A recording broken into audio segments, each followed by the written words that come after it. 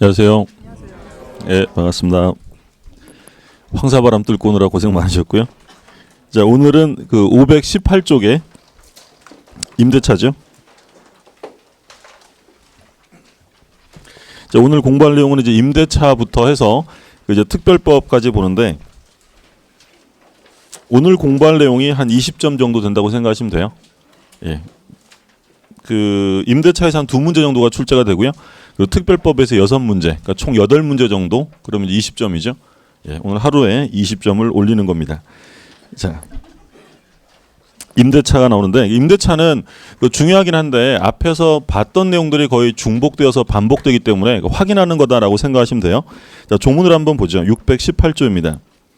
임대차는 당사자 일방이 상대방에게 목적물을 사용 수익하게 할 것을 약정하고 상대방이 이에 대하여 차임을 지급할 것을 약정함으로써 그 효력이 생긴다. 그러니까 역시 낙성계약이니까 뭐만 하면 되는 거냐면 약정만 하면 되죠. 오른쪽에 보시면 법적 성질 나오는데, 자, 임대차에서 필수 요소는 보증금이 아니라 뭐라고 있냐면 차임이에요. 반드시 차임 지급이 있어야 되고, 물론 차임은 금전에 한정하는 것은 아니다라고 돼 있죠. 그러면 이게 필수 요소니까 이 차임이라든지 보증금의 지급 여부에 대해 다툼이 생기면 입증 책임은 누가 지는 거냐면 임차인이 지는 거예요. 임차인이 지급했음을 입증해야 한다는 거. 판례 제목 보세요. 보증금 및 차임 지급에 대한 입증 책임은 임차인 부담이라고 돼 있고, 자, 이번에 보면 그 대상물은 물건이라고 돼 있죠. 그러니까 만약에 권리를 빌려 쓰는 것은 그건 임대차가 아닙니다. 임대차와 유사한 이름 없는 계약이 되고, 임대차의 대상은 물건이고, 임대차는 채권 계약이죠. 처분행위가 아닙니다. 그러면 임대인에게 반드시 처분권, 소유권이 있어야 돼요, 없어야 돼요?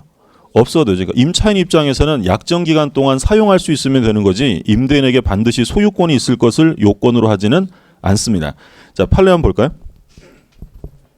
타인 소유 부동산을 임대한 것이 임대차 계약을 해지할 사유는 될 수 없고, 목적물이 반드시 임대인 소유일 것을 특히 계약의 내용으로 삼은 경우라야 착오를 이유로 임차인이 계약을 취소할 수 있다. 그러니까 임대인이 소유자가 아니라는 것만을 이유로 착오 취소가 된다는 거야, 안 된다는 거야? 안 되는 거고요. 그럼 그걸 가지고 취소하려면 어떻게 했어야 되는 거냐면 그것을 계약의 내용으로 했어야 돼요. 그러니까 계약 체결할 때 임대인이 소유자인 것을 계약 내용으로 했을 때만 착오 취소가 되는 거고, 그렇지 않은 경우에는 사용 기간까지 사용할 수 있다면 별도로 문제가 될 건 없다는 거죠. 그 점만 확인하시면 되고, 자, 존속 기간 나오는데, 여기서 이제 조심하실 점은 얼마 전까지만 해도 임대차는 최장기 20년 제한이 있었는데, 근데 이게 2013년 말에 헌법재판소의 위헌 결정이 있었어요. 헌법재판소가 뭐 하는 데인지 잘 아시죠? 간통죄 사건으로 이제 국민들에게 헌법재판소가 뭔지 다 알려졌어요. 자, 그거 보세요. 뭐라고 되냐면 원칙적으로 임대차 존속 기간은 20년을 넘지 못한다는 651조는 헌법재판소 위헌 결정으로 효력이 상실되었다. 그럼 지금은 그러면 20년 넘어도 돼야 안 돼요? 돼요. 예전에는 20년을 넘을 수 없도록 돼 있었는데, 이게 이제 헌법재판소에서 재산권 침해를 이유로 위헌 결정을 받아서 지금은 20년을 넘게 할 수도 있습니다. 근데 전세권은 최장기 제한 아직 있죠. 전세권은 몇 년 넘으면 안 돼요?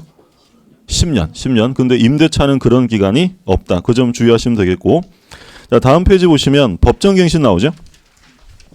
자, 법정갱신에 별 하나 해두세요. 별표 하나. 그리고 법정갱신 옆에 하나 적어두실 게 강행규정이라고 하나 적어두세요. 법정갱신 옆에 강행규정. 그러니까 법정갱신을 배제하는 약정은 무효입니다. 강행규정이다라는 게 판례 입장이고, 그러면 법정갱신은 우리가 언제 많이 본 거예요? 법정갱신 우리 뭐 할 때 공부했죠?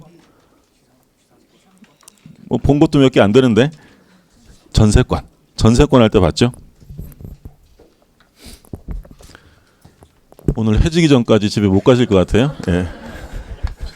자, 우리가 이제 전세권 할 때 봤었는데, 갑이 을에게 전세권을 설정을 해주고 기간이 만료되는데, 기간이 만료되기 6월부터 1월 사이에 요 기간 사이에 요 설정자가 조건을 바꾸자, 연장 못 해주겠다, 이런 말을 안 하면 이 전세권이 소멸해요, 갱신돼요?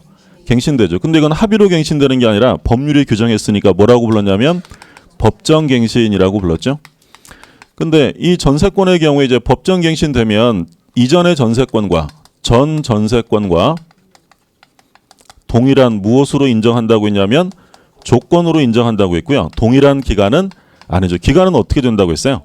정함이 없는 것으로 본다. 그럼 기간에 정함이 없으면 당사자는 언제든지 소멸을 통고할 수 있죠. 그러면 전세권 설정자가 소멸 통고했다. 받은 날로부터 몇 월이 경과하면 소멸한다고 했냐면 6개월이죠. 자, 전세권자가 소멸 통고했다. 역시 받은 날로부터 6개월이 경과하면 소멸해요. 3개월은 좀 이따 볼 거예요. 둘 다 6개월이에요. 전세권은 설정자랑 차등이 있어요, 없어요? 없죠. 얘도 이제 물권자니까 대등하게 해요. 근데 이제 이게 임차권의 경우에는 임대인이 임차인에게 해지 통고했다. 그러면 이때는 역시 6월인데 임차인이 임대인에게 하면 몇 월이라고 그랬어요? 3월은 좀 이따 나온다 그랬어요. 1월. 3월은 주임법 상임법에서 나오는 거고, 자, 지금 전세권은 둘 다 6개월이고, 그리고 지금 민법상 임대차는 임대인이 하면 6월, 임차인이 하면 얼마예요?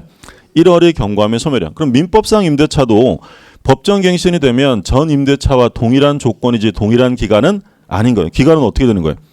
정함이 없는 것으로 보는 거고, 이 경우에 당사자는 언제든지 해지를 통고할 수 있어요.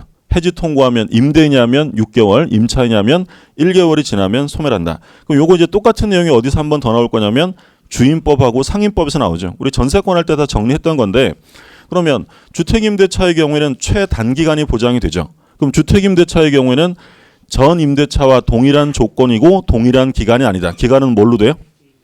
주택은 2년으로 본다. 상가는 1년으로 본다라고 했죠. 그런데 임차인은 언제든지 해지 통고할 수 있잖아요. 그럼 임차인이 해지 통고하면 몇 월이 경과하면 소멸해요? 이제 3월 나와요. 3월, 그죠?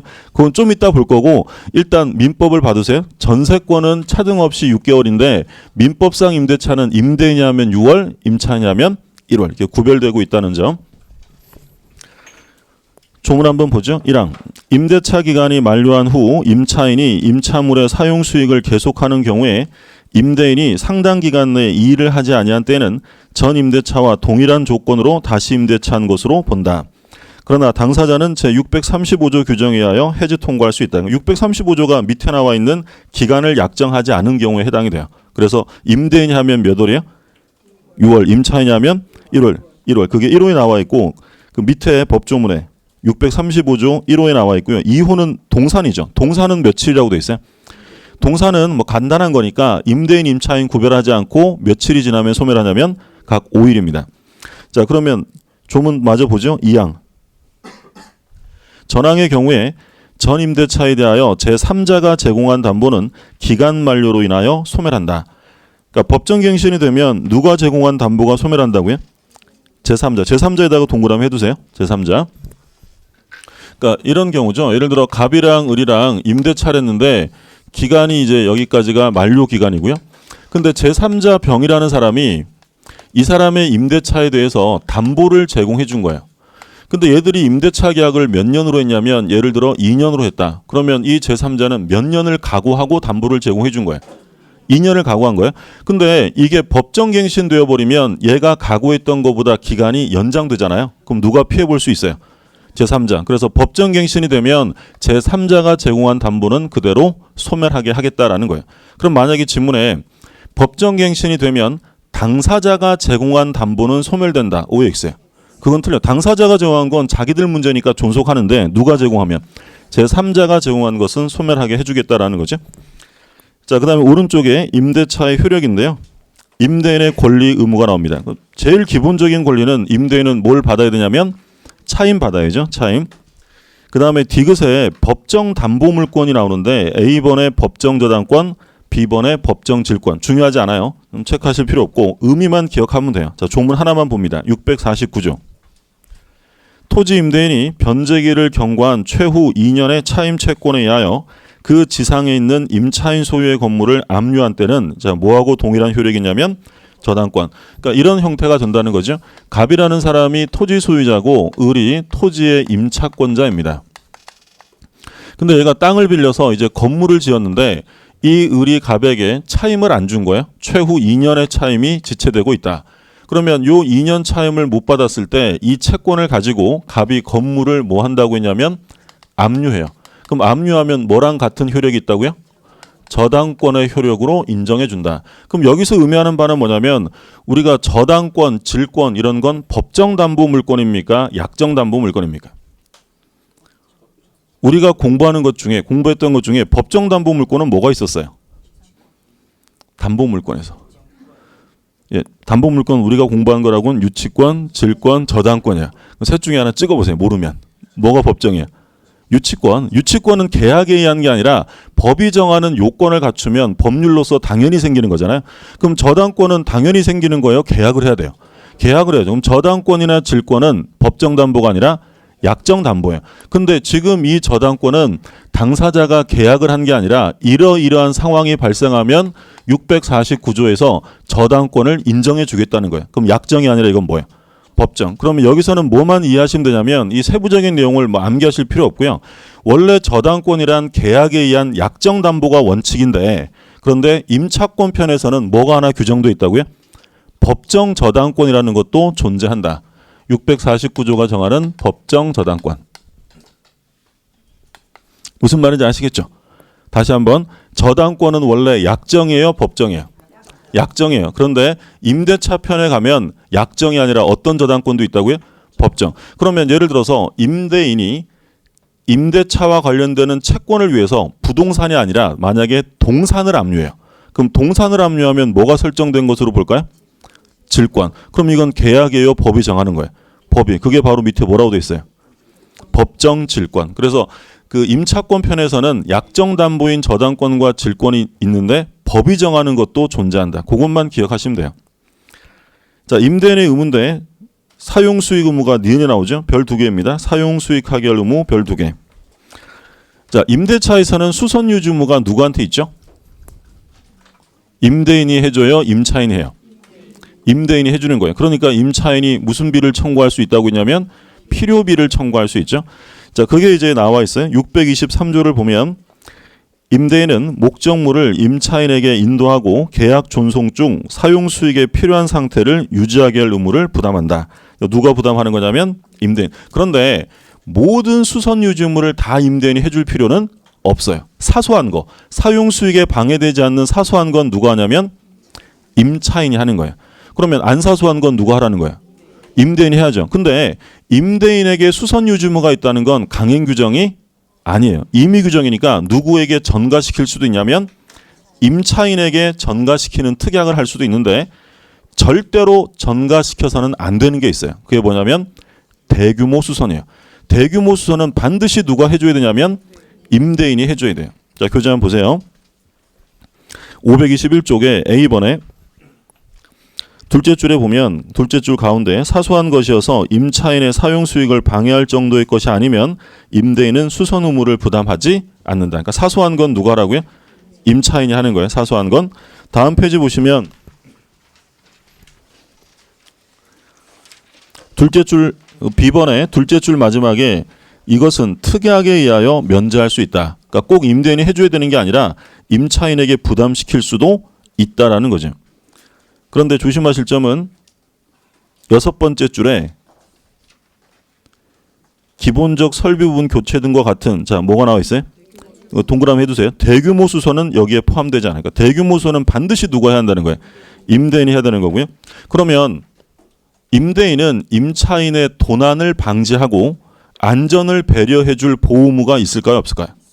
임대인이 임차인의 도난을 방지하고 안전을 배려해 줄 보호무가 있어요? 없어요? 그건 없겠죠. 보디가드도 아니고 따라다니면서 보호할 수는 없잖아요. 그래서 일반 임대차는 보호 의무가 없어요. 근데 일반 임대차가 아니라 특수한 임대차, 공중 접객업, 여관 같은 거죠. 그 여관 같은 건 뭐예요? 일시 임대차죠. 그럼 이런 경우에는 단순히 사용 수익하게만 해주면 돼요. 보호 의무를 부담해요. 그건 보호 의무를 부담하는 거예요. 자, 교재를 보시면 그게 10번에 나와 있죠. 10번에. 통상 임대차 관계에 있어서는 임차인의 안전을 배려하여 주거나 도난을 방지하는 등의 보호무까지 부담한다고 볼 수 없지만 밑에 뭐라고 돼 있어요? 공중 접객업인 숙박업. 맨 마지막에 보세요. 뭘 부담한다고 돼 있냐면 고객의 안전을 배려할 보호무를 부담한다. 정리되셨죠? 자, 그러면 수선유지 의무 정리하면 일단 수선유지 의무는 누구한테 있어요? 임대인에게 있어요. 임대인에게 있는데 사소한 건 누가 하는 거냐면 임차인이 하는 거예요. 그럼 사소하지 않은 건 임대인이 해줘야 되는데 근데 이건 강행 규정이 아니기 때문에 임차인에게 부담시킬 수도 있어요. 근데 절대로 부담시키면 안 되는 게 뭐라고요? 대수선, 대규모선은 절대로 부담시켜서는 안 되고, 그리고 보호 의무 이런 건 일반 임대차에는 없는데 어디에만 있다고 했냐면 숙박업 이런 경우에는 보호 의무까지 부담합니다.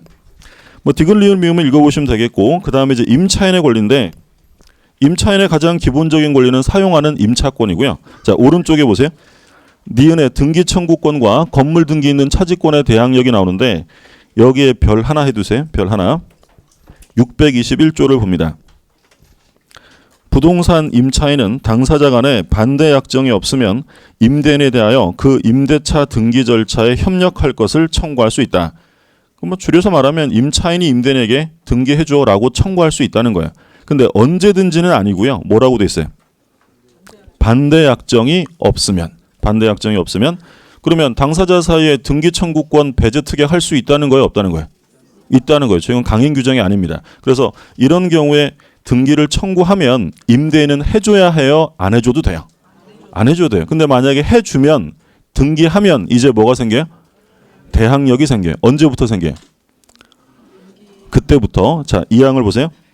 부동산 임대차를 등기한 때는 그때부터 제3자에 대하여 효력이 생긴다. 조심하실 점은 임차권을 등기하면 그 다음 날부터 대항력이 생긴다라고 하면 틀려요. 우리가 좀 이따 주임법 볼 텐데 주택임대차는 등기 안 해도 인도와 주민등록을 갖추면 언제부터 대항력이 생겨요? 다음 날 0시. 그 다음 날이 워낙 이 머리 깊숙이 박혀 있어가지고 등기해도 다음 날 이러면 안 돼요. 등기하면 언제부터? 그때부터 효력이 생깁니다. 자, 622조를 보죠. 1항. 건물의 소유를 목적으로 한 토지 임대차는 이를 등기하지 아니한 경우에도 임차인이 그 지상 건물을 등기한 때는 제3자에 대하여 임대차 효력이 생긴다. 자, 이 규정의 취지는 어떤 거냐면 갑이 토지 소유자고 을이 토지 임차권자입니다. 얘가 여기 이제 건물을 지었는데 근데 이 토지 임차권이 대항력을 생기려면 뭘 해야 되냐면 등기를 해야 돼요. 근데 임대인이 등기를 안 해준대요. 그럼 등기를 안 해주면 대항력이 있어요, 없어요? 대항력이 없어요. 그럼 어떤 문제가 생길 수 있냐면 이 상태에서 갑이 병에게 이 땅을 팔았다든지 저당권을 설정한다. 토지에 물권이 들어오는 거야. 그러면 얘가 먼저 임차권을 설정했어도 나중에 물권자가 들어오면 을은 병에게 대항할 수 있어요, 없어요? 없죠. 얘는 물권자고 얘는 뭐니까? 채권자니까. 그럼 이 건물 어떻게 해야 돼요? 철거할 수밖에 없어요. 아니 그럼 불안해서 토지를 임대차를 할 수가 없잖아요. 그래서 그걸 막아주려고 622조가 규정됐는데 그러면 얘가 임대차 등기를 못해도 뭘 등기하면 대항력을 인정해 준다는 거예요? 건물. 자기 건물이니까 자기가 할 수 있잖아요. 그럼 건물 등기를 하면 그때부터 토지 임차권에 대항력이 발생된다라는 거죠. 어떤 취지인지 아시겠죠? 그럼 뭘 막아주기 위해 이 규정을 둔 거예요? 건물의 철거를 막아주기 위한 거예요. 그럼 만일에 얘가 건물 등기를 먼저 했고요. 그 다음에 토지 물권자가 저당권자가 예를 들어서 나중에 들어왔다. 그럼 이 토지의 저당권이 실행되면 이 임차권은 존속입니까? 소멸입니까? 자, 얘가 건물 등기했고 그 다음에 얘가 저당권을 설정했어요. 토지의 저당권이 실행되면 요 임차권 존속이에요, 소멸이에요? 당연히 존속하죠. 그걸 위해 만든 거예요. 근데 만일에 이 토지 물권자가 먼저 들어오고 얘가 건물 등기를 나중에 했대요. 그러면 경매 실행되면 임차권 존속이에요, 소멸이에요? 이건 어쩔 수 없어요. 교재를 보시면 판례가 있죠. 판례 굵은 글씨만 보시면 됩니다. 임차인이 그 지상 건물을 등기하기 전에 제3자가 그 토지에 관하여 물권 취득의 등기를 한 때는 그러면 누가 빨라요? 임차인이 빨라요? 제3자가 빨라요? 제3자가. 그러면 임차인이 그 지상 건물을 등기하더라도 제3자에 대하여 임대차 효력이 생기지 않는다. 그 순서를 좀 잘 봐두시면 되겠고요. 그럼 말씀드린 것처럼 이 규정을 둔 이유는 이 건물의 철거를 막아주기 위한 거예요. 그럼 만약에 임대차 존속 기간 중에 이 건물이 멸실되거나 후폐되었다면 대항력이 유지되어 없애버리면 돼요. 필요 없잖아요. 그래서 2항이 나왔죠. 2항을 보면 건물이 임대차 기간 만료 전에 멸실 또는 후폐한 때는 전항의 효력을 잃는다. 그래서 취지를 좀 이해를 해두시고, 자 밑에 디귿에 비용 상환 청구권 나오죠? 별 2개요. 비용 상환은 별 2개. 자 1항을 보시면 임차인이 임차물의 보존에 관한 필요비, 자 1항은 필요비에 관한 내용이죠. 청구할 수 있고, 2항은 필요비가 아니라 뭐냐면 유익비야. 그럼 필요비는 언제 청구하는 거냐면 즉시. 자 한 장 넘겨보세요.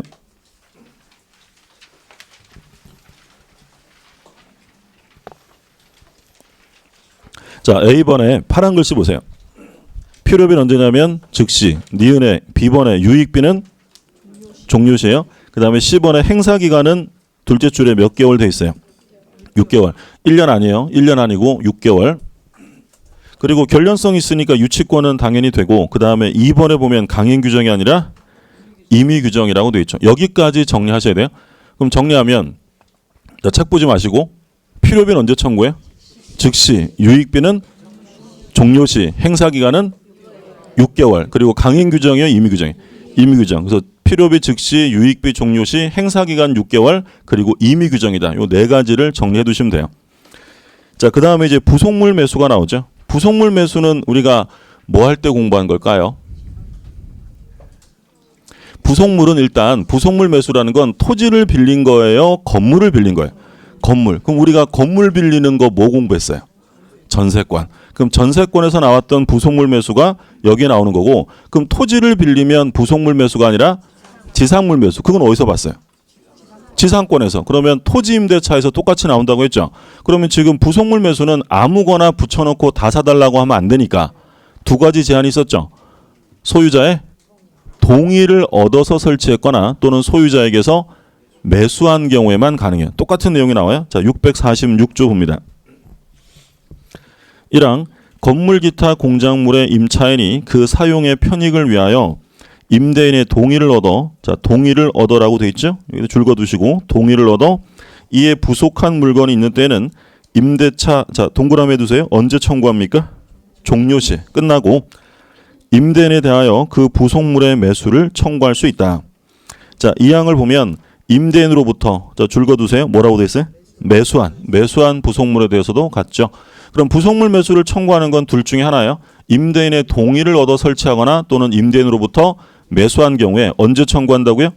종료시합니다. 이건 당연히 강행 규정이에요. 임차인을 위한 강행 규정인데, 근데 이게 아무리 강행 규정이라 하더라도 채무 불이행으로 소멸당했다, 차임안 내서 해지당했대요. 행사할 수 없는 거예요. 그 점까지만 봐두시면 되고, 물론 임차인이 자기 영업을 위한 특수 시설을 설치했다면 부속물 매수의 대상이 돼야 안 돼요. 그런 건 안 되죠. 건물의 객관적 편익에 제공돼야지 자기를 위한 시설은 유익비라든지 부속물 매수의 대상이 될 수 없는 겁니다. 자, 그럼 오른쪽에 보면 이제 토지 임차인의 부속물 매수가 아니라 뭐예요? 지상무. 그래서 리을하고 미음, 지상물 매수, 부속물 매수는 전부 다 별 3개씩이에요. 524쪽에 리을, 부속물 매수 별 3개. 그리고 525쪽 미음에 지상물 매수 별 3개. 지상권 할 때 다 봤던 건데,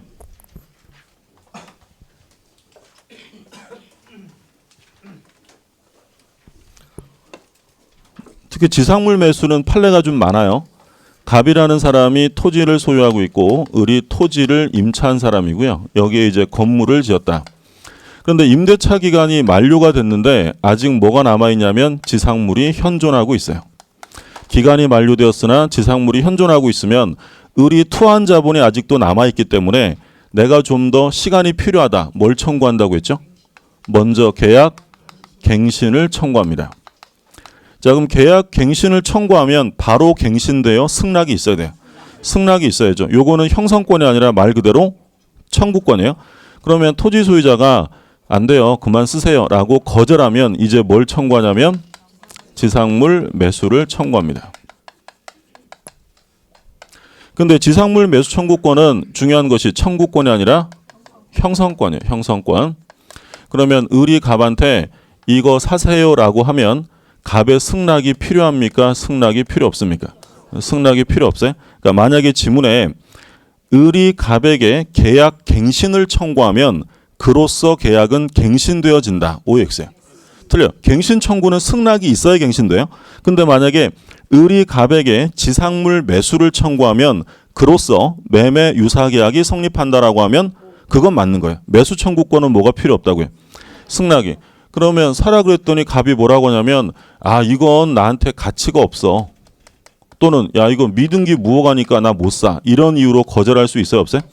거절할 수 없어요. 사람은 사는 거야. 뭐니까? 형성권이니까. 그러면 이제 갑은 을에게 뭘 줘야 되냐면 목적물에 시가를 주고요. 을은 갑에게 뭘 줘야 돼요? 인도해주고 필요한 등기 서류 등을 교부해줘야죠. 둘은 무슨 관계입니까? 동시에 이행을 해야 되겠죠. 그러면 이 시가는 언제적 시가일까요? 임대차 만료 시의 시가일까요? 청구권 행사 시 시가일까요? 이건 청구권 행사 시요. 청구권 청구 당시의 시가를 말하는 거지 기간 만료 시의 시가를 말하는 게 아닙니다. 자, 한 가지 조심하실 점은 곧바로 매수를 청구하면 안 되고 뭐부터 해야 돼요? 갱신 청구를 먼저 해야 돼요. 근데 이제 이런 경우가 있는데 기간 정함이 없는 임대차. 자, 앞에서 공부하신 것처럼 기간 정함이 없으면 당사자는 언제든지 해지를 통과할 수 있다고 했죠. 그래서 기간 정함이 없는 임대차에서 임대인이 먼저 해지를 통고했습니다. 그러면 이 경우에 갱신 청구해야 될까요? 필요 없을까요? 필요 없죠. 임대인이 끝내겠다는데 거기 가가지고 어떻게 기간 좀 이런 말은 할 필요가 없어요. 이때는 바로 지상물의 매수를 청구할 수 있어요. 그러니까 이런 특별한 사정이 없으면 뭐부터 하는 게 원칙이라고요. 갱신 청구하고 거절당하면 지상물 매수. 물론 이 갑이 임대차가 끝나니까 갑이 뭐라고 하냐면 건물을 철거하라고 청구해요. 그럼 건물 철거를 청구하는데 거기다가 기간 좀 이럴 필요 없죠. 그런 경우에는 바로 매수가 돼요. 근데 이런 특별한 사정이 없으면 지상물 매수를 청구하기 위한 전제가 바로 뭐냐면 갱신 청구가 되는 거예요. 근데 예전에요. 이 을이 이 땅 빌려서 이 건물을 지을 때 여기에 조만한 건물이 있었는데 얘가 이거를 철거하고 지은 거야. 그럼 옛날에 들어갔던 철거 비용, 요 철거 비용까지 포함해서 받을까요? 요건 받을 수 없을까요?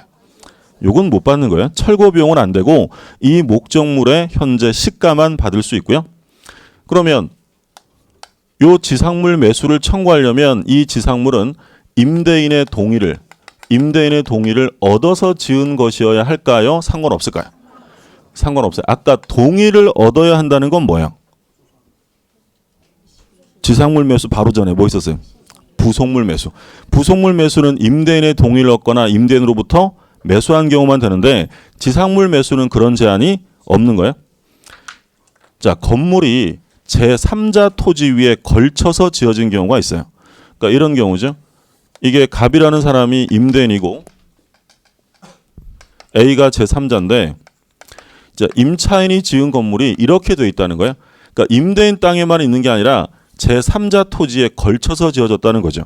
그러면 을이 갑에게 지상물 매수를 청구할 때 제3자 토지 위에 지어진 이 부분까지 매수를 청구할 수 있을까요? 없을까요?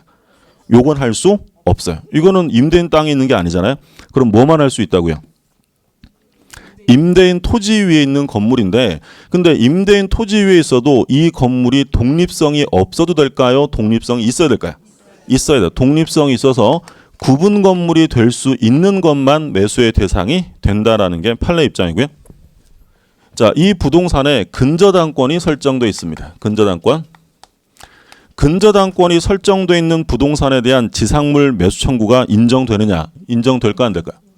뭐 상관없잖아요. 근저당이 있다고 해서 못 파는 건 아니니까. 그러니까 근저당이 달려있는 부동산에 대한 지상물 매수 청구권도 인정돼요.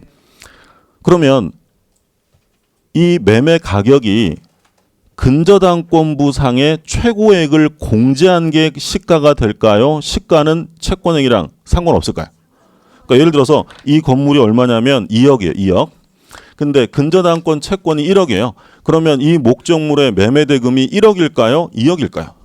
2억인 거예요. 2억. 이걸 공제할 것은 아니고. 그럼 우리 판례는 뭐라고 하냐면 이걸 공제하는 게 아니고 이 갑의 입장에서는 이걸 말소 안 해주면 1억 원에 대한 대금 지급을 거절하는 것이지 대금 자체가 1억으로 줄어드는 건 아니다라고 했어요.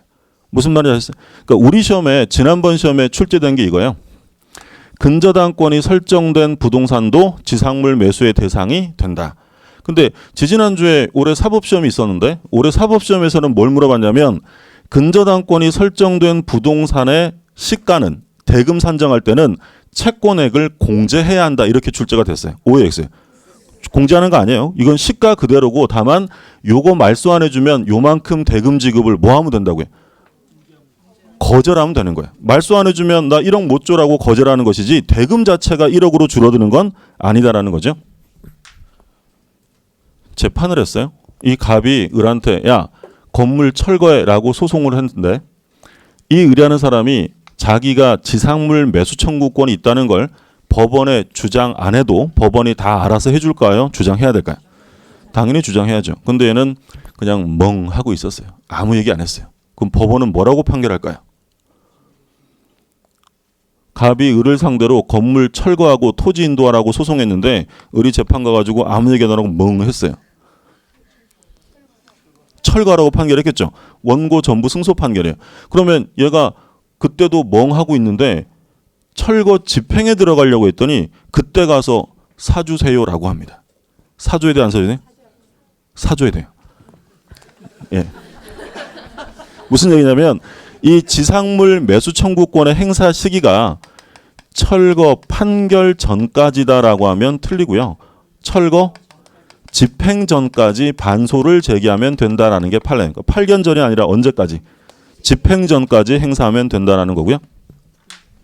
자, 지금 이 상황에서 토지 소유자가 얘가 지금 대항력을 갖춘 임차인인데 토지 소유자가 갑에서 병으로 바뀌었어요. 그러면 이 을은 새로운 토지 소유자에게 매수 청구할 수 있어요, 없어요? 얘가 대항력이 있다면 새로운 토지사에게도 얼마든지 매수를 청구할 수 있다라는 거예요. 그럼 당연히 지상물 매수를 청구하려면 임차인이 이 건물의 소유자이겠죠. 소유주도 아닌 사람이 사라고 할 수 없잖아요. 예를 들어서 을이 병에게 팔았어요. 현재 건물의 소유자는 병인데 종전 임차인 을이 갑에게 지상물 매수를 청구할 수 있어요, 없어요? 그건 안 되는 거예요. 바꿔서 얘기하면 지상물 매수 청구의 주체는 누구라고요? 건물의 소유자예요. 여기서 새로운 판례가 하나 나왔었는데 자, 을이 병한테 지상 임차권하고요. 건물을 같이 팔았는데 얘가 아직 등기를 안 했어요. 미등기 매수인. 자, 돈 내고 샀는데 아직 등기 안 했다면 병은 소유자예요, 아니에요? 돈 내고 샀는데 등기 안 했으면 소유자예요, 아니에요? 아니, 우리 11월 달부터 했던 매매 계약을 했는데 소유자가 되려면 뭘 해야 돼요? 등기해야 돼요. 잘 아시잖아요. 그럼 등기 안 했으면 소유자 아니에요? 아니에요. 그러면 소유자 아닌 미등기 매수인이 지상물 매수를 청구할 수 있겠느냐라는 문제가 생겼다는 거죠. 할 수 있을까 없을까? 할 수 있다라는 게 판례예요. 얘는 소유자는 아니지만 미등기 매수인은 사실상의 처분권이 있는 사람입니까? 없는 사람입니까? 있는 사람이죠. 그래서 소유자는 아니지만 매수 청구의 주체는 될 수 있다라는 게 최근의 판례예요. 그리고 이제 마지막으로 제일 쉬운 거. 요거 임의 규정이에요, 강행 규정이에요? 쉽지 않았어요? 갱신 청구, 매수 청구, 임의 규정이 강행 규정. 당연히 강행 규정이죠. 그럼 만약에 토지 임대차 계약을 체결하면서 건물 철거 특약을 미리 했다면 그 철거 특약은 당연히 무효가 돼요. 근데 이게 아무리 강행 규정이라도 차임을 안 내서 해지당했다면 행사할 수 없어요. 그럼 이건 언제 행사하는 거냐면 기간이 어떻게 됐을 때? 만료로 소멸했을 때만 행사하는 거예요. 자, 그 내용들이 뭐 밑에 쭉 나와 있죠. 보시고 다음 페이지에 판례 한번 보세요.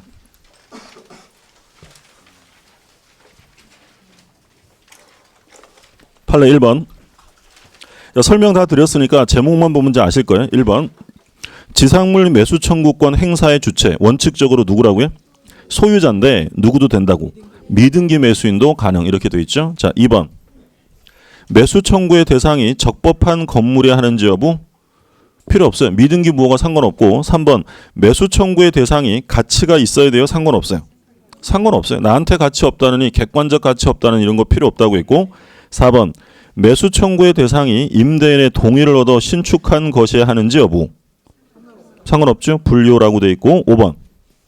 임대인이 지급할 대금에 기존 건물의 철거 비용 등이 포함되는지 여부? 포함되지 않아요. 소극 이렇게 돼 있죠. 그 다음 6번. 제3자 토지 위에 건립된 부분도 매수 청구의 대상이 되는지 여부? 바로 해? 돼야 안 돼요? 안 돼요. 그렇죠? 그래서 밑에 마지막에 굵은 글씨에 뭐라고 돼 있냐면 임차지상에 서 있는 건물 부분 중 뭐가 될 수 있는 것만 구분 소유, 구분 건물이 되는 것만 가능하다라고 했죠. 자, 마지막에 대항력을 갖춘 임차인이 새로운 토지 소유자에게 매수 청구할 수 있는지 여부 할 수 있다라고 했죠. 자, 오른쪽에 8번 보세요.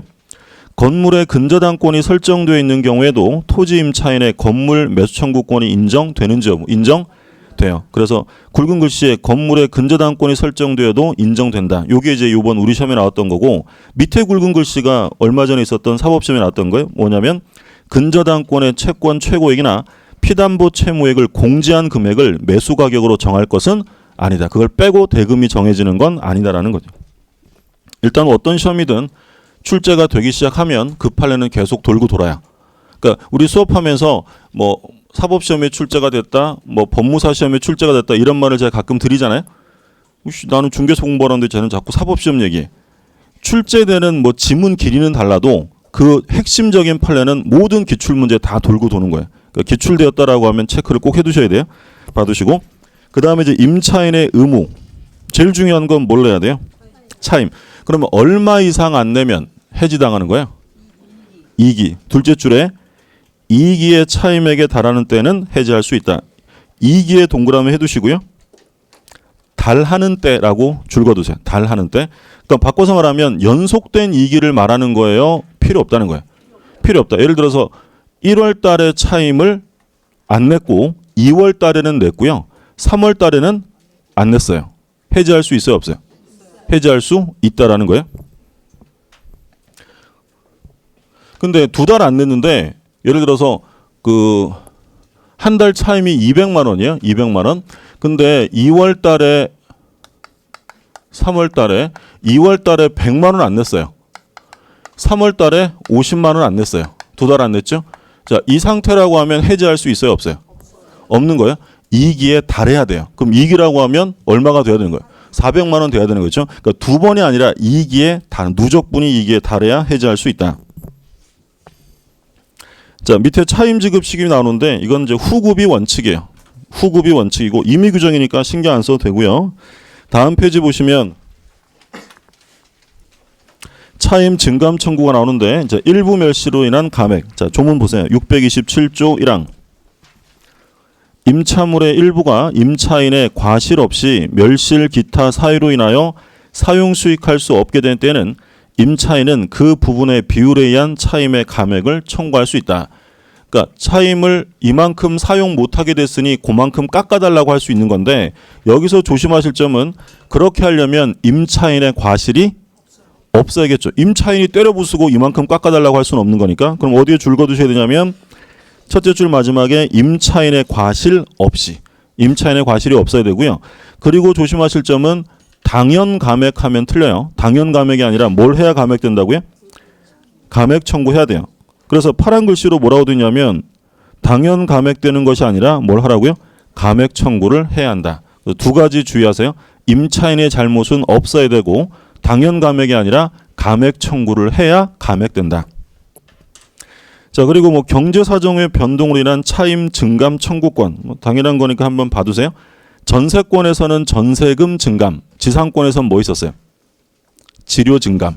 임대차에서는 차임 증감. 이건 임차인에게 불리한 약정은 무효가 되는 거예요. 그러면 차임 증액을 금지한다. 차임 증액 금지 특약은 유효일까요? 무효일까요? 차임 증액을 금지하는 건 누구한테 불리한 거예요? 임대인에게 불리한 거죠. 못 올리는 거니까. 그건 해도 돼요.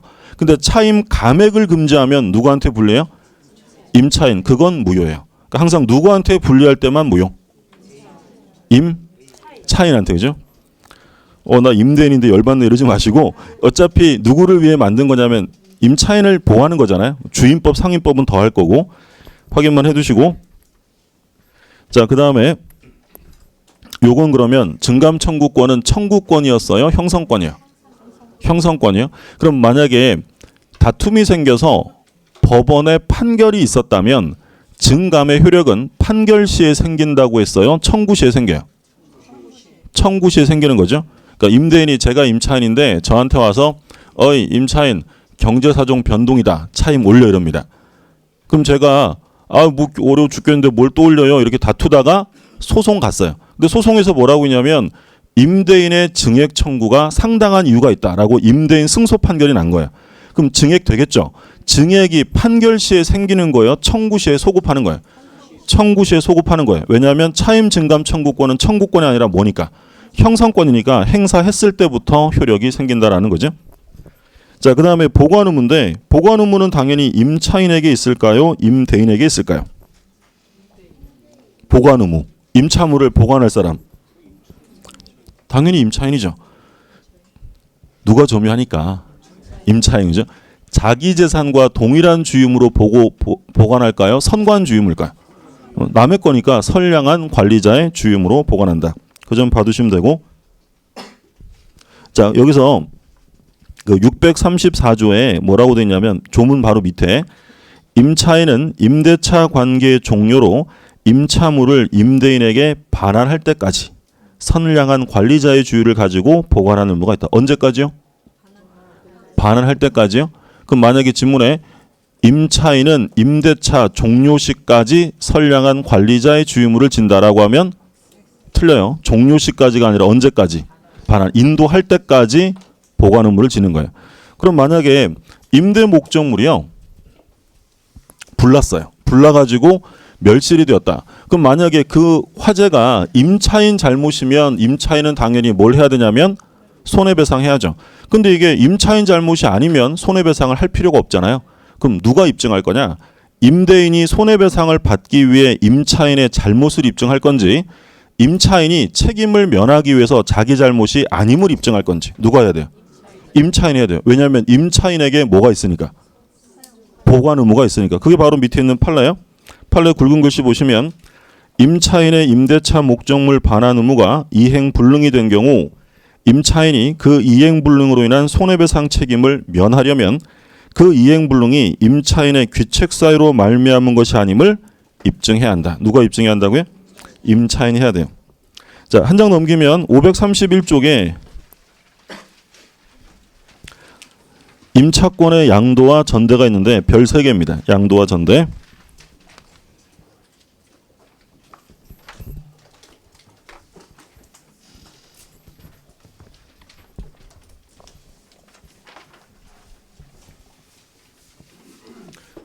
자, 잘 아시는 것처럼 임차권을 양도하거나 전대차할 때는 자기 마음대로 하면 안 되고 임대인 동의를 얻어야죠. 그러면 임대인 동의를 얻지 않고 양도 전차하면 이게 무슨 사유가 된다고 했냐면 해지 사유가 돼요. 근데 동의를 얻지 않아도 해지할 수 없는 경우가 있어요. 두 가지가 나올 거예요. 첫 번째는 뭐냐면 건물의 소부분을 사용케 한 때. 자, 교재 한번 보세요. 그 629조에 1항에 동의 얻어라 이렇게 되어 있고요.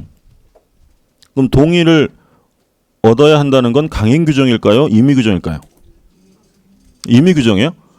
임대인과 임대차 계약을 하면서 동의 없이 양도 전차할 수 있다라고 특약할 수 있어요, 없어요? 얼마든지 가능한 거예요. 임대인이 양보해 주는 거니까. 근데 2항에 보시면 위반하면 계약을 뭐 할 수 있다고요? 해지할 수 있다. 자, 밑에 632조 전 3조의 규정은 건물의 임차인이 그 건물에 자 뭐라고 되어 있어요? 소부분, 그러니까 소부분에 동그라미 해두세요. 소부분을 타인에게 사용케 하는 경우에는 적용하지 않습니다. 친구한테 잠깐 제 방 한 칸 쓰라고 하는데 임대인 동의까지 얻을 필요는 없다는 거예요. 소부분.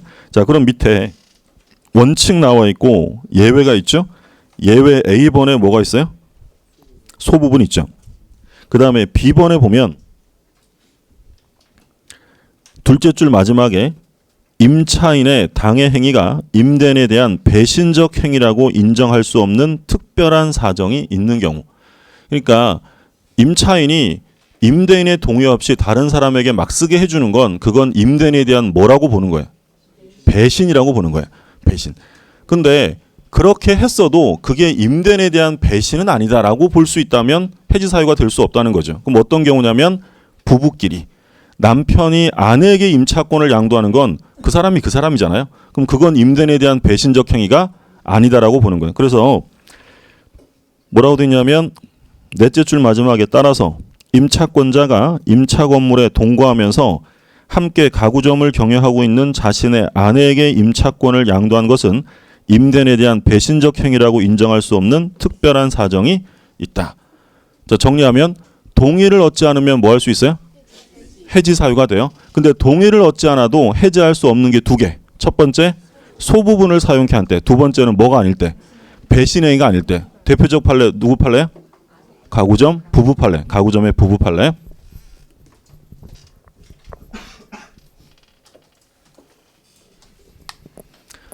갑이 을에게 임대차를 해줬고요. 근데 임차인이 이걸 병이라는 사람에게 양도 전차를 했다. 근데 동의를 얻어야 되는데 동의를 얻지 않고 했답니다. 자, 그럼 동의를 얻지 않았다면 요 임대인은 이 계약을 뭐 할 수 있냐면 해지할 수 있는데 일단 해지 전부터 봐요. 해지하기 전이다. 자, 동의를 얻지 않고 양도 전차했다면 첫 번째 보실 점은 이 을과 병에 동의 없는 양도 또는 전대차 계약이 무효일까요? 계약은 유효할까요? 계약은 유효하죠. 계약은 유효하고 을은 나중에라도 뭘 얻어주면 되는 거예요. 갑의 동의를 얻어주면 되는 거고 못 얻어주면 그때 가서 책임을 지는 거예요. 계약이 무효가 되는 것은 아닙니다. 그럼 만약에 임대인의 동의란 임차권 양도의 유효 요건이다 또는 효력 요건이다라고 하면 오해 X예요. 틀려요. 효력 요건이 아닙니다. 없어도 유효해요. 다만 동의가 없으면 병은 갑에 대한 불법 점유자가 되겠죠. 그러면 이 갑이 병에게 나가라고 하면 병은 대항할 수 있어요? 나가야 돼요? 나가야 돼요. 그러면 얘는 무슨 요건이라고 해야 되냐면 대항 요건이에요. 임차권 양도 전차에서 임대인의 동의는 효력 요건이 아니라 무슨 요건이라고요? 대항 요건이에요. 근데 임대인이 해지를 할 수 있는데 아직 해지를 하지 않은 상태입니다. 그럼 얘는 여전히 임차인으로 존속하겠죠. 그럼 을이 갑에게 뭐 줄까요? 차임을 줄 겁니다. 그러면 지금 이 갑과 병은 법률 관계가 있어요? 없어요? 아무런 법률 관계 없고 얘는 그냥 불법 점유자예요. 그러면 이 갑이 병에게 직접 야 차임 내놔 라고 직접 차임을 청구할 수 있어요? 없어요? 당연히 안 돼요. 아무런 법률 관계가 없고요. 그러면 얘한테 차임을 청구하려면 어떻게는 가능할까요? 자기 상대방이 누구예요? 을이니까 을을 대위에서 청구하는 건 가능해요. 을을 대위에서 청구할 수는 있다. 자, 이게 중요한 게 이제 나오는데 그러면 이 병은 갑에 대한 불법 점유자입니다. 그러면 갑은 불법 점유를 이유로 병에게 손해배상이나 부당이득 반환을 청구할 수 있느냐라는 문제인데요. 자, 중요한데 지금은 할 수 없어요. 왜 할 수 없냐면 지금 임대차가 아직 해지가 안 되고 종료가 안 되고 있죠. 그러면 지금 이 병이라는 사람이 불법 점유를 함으로써 갑이 입는 피해액은 바로 차임 상당액이에요. 근데 그 차임을 지금 누가 주고 있어요? 을이 주고 있으니까 얘는 지금 피해가 있어요? 피해가 없는 거예요? 피해가 없으니까 별도의 손해배상을 청구할 수는 없다. 그럼 언제 이후엔 가능할까요? 그렇죠. 임대차가 끝나면 해지하거나 종료되면 얘가 차임을 줘야 안 줘요? 안 주겠죠. 그때는 손해가 생기니까 배상 청구할 수 있는데 얘한테 차임을 받고 있는 한 별도의 손해배상을 청구할 수는 없다는 거예요. 그러면 갑이 병에게 불법 점유자니까 소유권에 기한 반환 청구를 하겠죠. 야, 반환을 할 때 야 나한테 가져와라고 해야 될까요? 을에게 주라고 해야 될까요? 당연히 을에게겠죠. 왜냐하면 임대차가 아직 해지되지 않았으니까 누가 사용을 해야 돼요? 을이 사용해야 되니까 임차인 직접 점유자에게 반환할 것을 청구할 수 있고 물론 을이 반환받을 수 없거나 이를 원하지 않으면 그때는 자신에게 할 수도 있어요. 근데 그런 특별한 말이 없는 한 누구에게 반환하라고요? 을에게 해야 돼요. 이게 해지 전의 법률 관계입니다. 많이 안 어렵죠? 해지 후는 더 쉬워요. 해지 후는.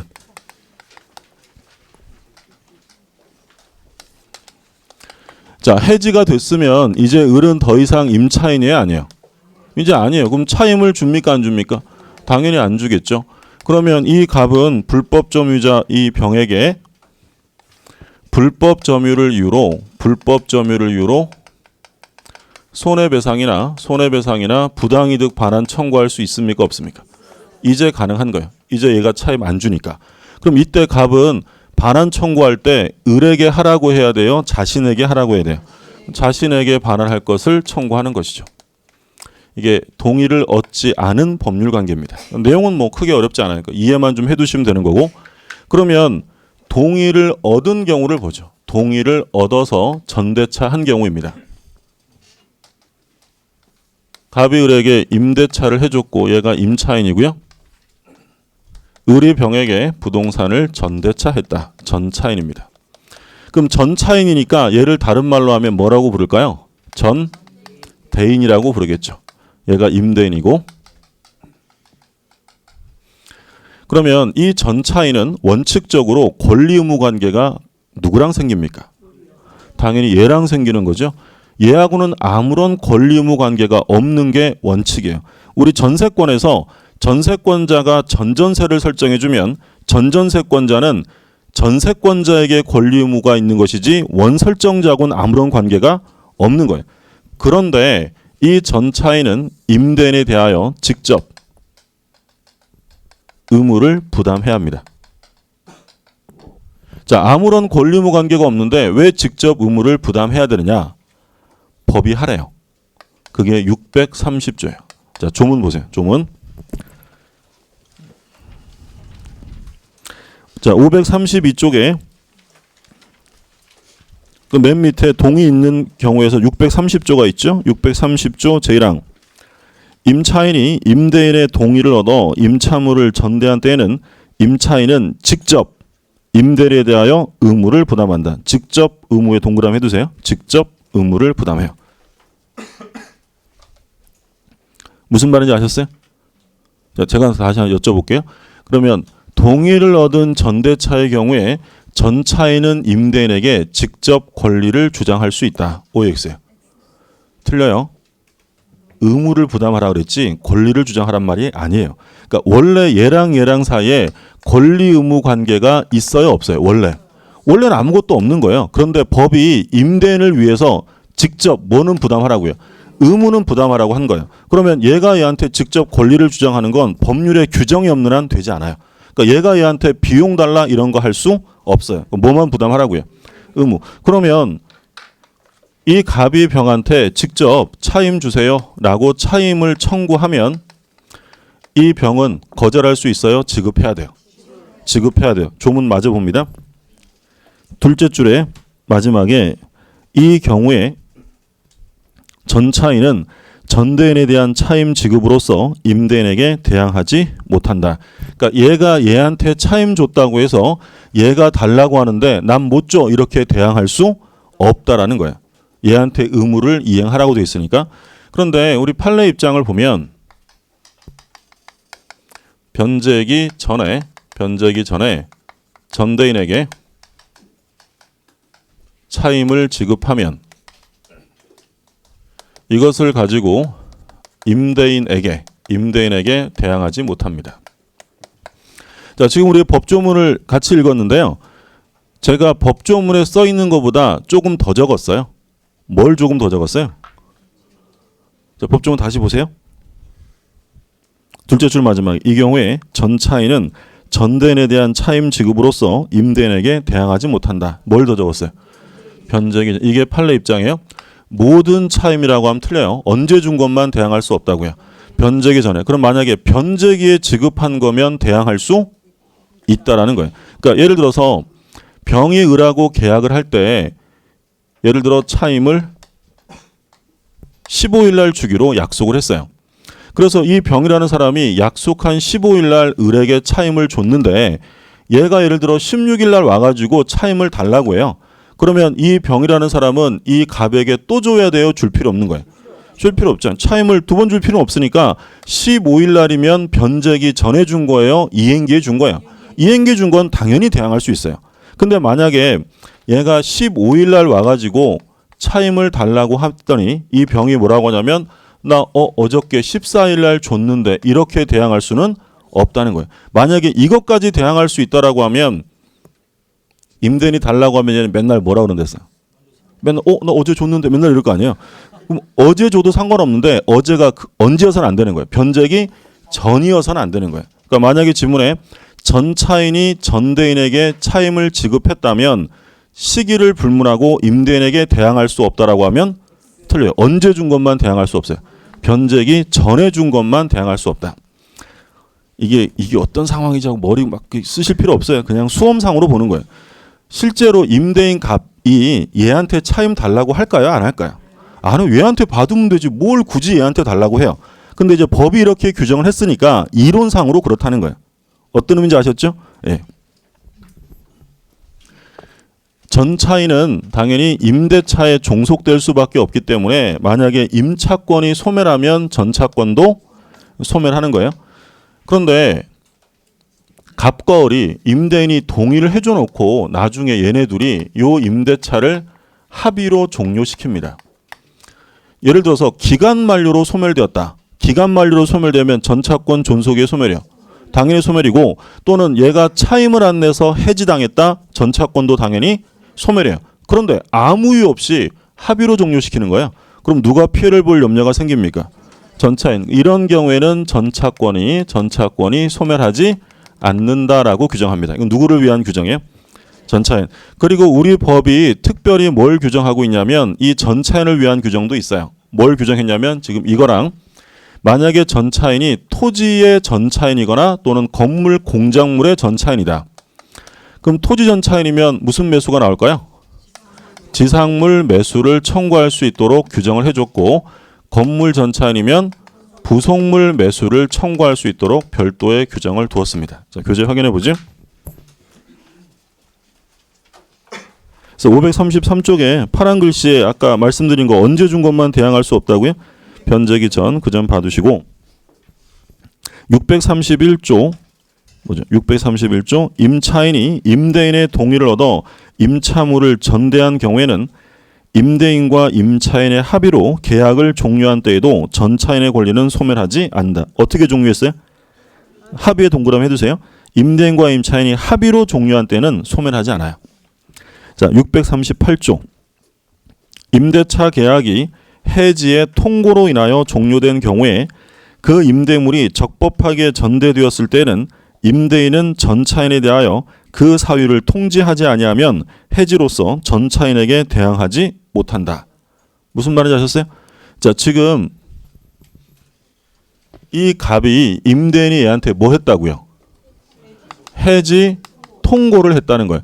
그럼 해지 통고하면 몇 월이 경과하면 소멸한다 그랬죠? 6월. 그러면 이게 소멸하면 당연히 모두 날아가요. 전차에 날아가니까 얘한테 해지 통고했다면 그 사유를 누구한테 알려주라고요. 전차인에게 통지를 해야 되는데 통지를 안 하면 전차인에게 뭐 할 수 없다고요? 대항할 수 없어요. 얘한테도 시간을 줘야 되니까. 그래서 해지 통고했을 때는 그 사실을 얘한테 알려라. 근데 사실 이 법조문 자체가 그렇게 중요하진 않았는데 판례가 새롭게 나오면서 이제 중요한 조문이 됐어요. 자, 한 장 넘겨보세요. 한 장 넘겨보시면 밑에 판례 박스가 있죠. 굵은 글씨만 봅니다. 임차인의 차임 연체액이 2기의 차임액에 달함에 따라 임대인이 임대차 계약을 해지하는 경우에는 전차인에 대하여 그 사유를 통지하지 않더라도 해지로서 전차인에게 대항할 수 있고 해지의 의사표시가 임차인에게 도달하는 즉시 임대차 관계는 해지로 종료된다. 그럼 얘는 지금 얘가 차임을 2기 이상 안 냈다는 거잖아요. 그러면 얘는 해지 통고를 하는 게 아니라 뭘 하는 거예요? 해지를 하는 거예요. 해지. 해지와 해지 통고는 같아요, 달라요? 달라요. 해지 통고는 도달되고 6개월이 경과하면 소멸하는 거고 해지라는 건 도달되는 순간 바로 소멸하는 거예요. 그러면 지금 얘가 차임을 안 내서 얘한테 해지를 했다면 이 임차권 언제 소멸해요? 도달되면 즉시 소멸이야. 그러면 해지되었을 때 얘한테 통지를 안 했다. 대항할 수 있느냐? 대항할 수 있다라는 판례예요. 그러니까 우리 법은 언제 대항할 수 없는 거예요? 뭐 했을 때? 해지 통고했을 때는 알려주라고 규정을 해놨잖아요. 근데 실제 사건에서는 해지 통고가 아니라 얘가 의무를 위반하니까 뭘 해버린 거예요? 해지한 거예요. 근데 얘한테 그 사실을 알려주지 않았다는 거죠. 그러니까 얘가 나 못 나간다 이렇게 버틴 거예요. 근데 우리 판례는 나가라는 거예요? 나가지 말라는 거예요? 나가라 이거. 이건 해지 통고가 아니라 뭐니까? 해지니까 도달되는 순간 바로 소멸하면 얘도 바로 어떻게 되는 거예요? 소멸할 수밖에 없다는 거죠. 무슨 말인지 아셨죠? 그러니까 뭐랑 구별하셔야 돼요? 해지 통고와 해지를 구별하라는 거예요. 굉장히 중요한 의미의 판례예요. 나올 때 됐어요. 시험에 중요한 판례니까 봐두시고 그리고 이제 그 마저 보시면 위에 644조와 47조 하나는 지상물 매수, 하나는 부속물 매수. 지금 설명드린 거니까 봐두시고. 자, 임대차 종류부터는 참고사항이에요. 보증금도. 자, 여기까지가 민법상의 임대차입니다. 그러니까 판례 내용들까지 모두 정리했으니까 복습하실 때 특히 판례들 좀 꼼꼼하게 좀 챙겨두시고 좀 쉬었다가 이제 특별법 들어갑니다.